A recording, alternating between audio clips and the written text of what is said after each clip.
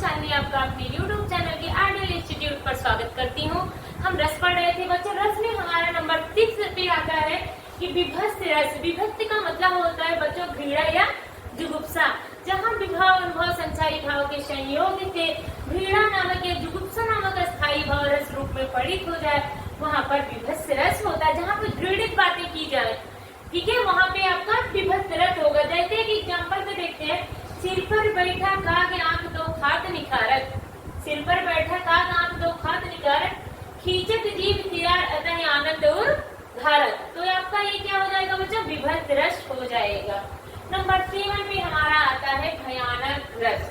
जैसा कि इसके नाम से ही प्रतीत होता है, जहाँ डरावनी बातें या भयपूर्वक बातें कही गई हो, वहाँ भी हमारा भयानक रस होता है। जैसे एक ओर अजगर हिलकी, एक ओर बिगराट, पिपल बटोही बीच में परियो मूर्छा खाए। कहने का मतलब है कि एक ओर अजगर है तथा दूसरी ओर तेल खड़ा है। जो बीच में बटोही है, जो व्यक्ति है, वो मूर्छा देख के ही उसको मूर्छित हो गया, गिर गया।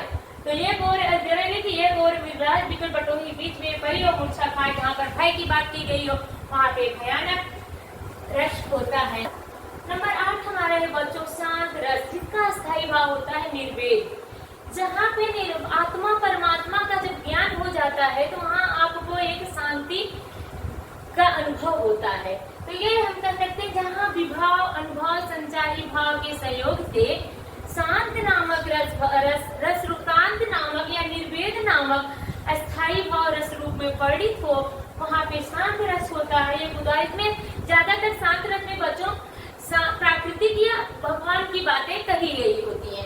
इसके एग्जाम्पल में ध्यान रखना, प्राकृतिक सौंदर्य की बातें या भगवान से रिलेटेड बातें कही जाती है, आत्मा परमात्मा के मिलन की बातें कही जाती है। इसमें कहा गया है, एग्जाम्पल में देखिए, माटी कहे कुम्हार से तू क्या रो दे मोल, एक दिन ऐसा आएगा मैं रो दूंगी तो।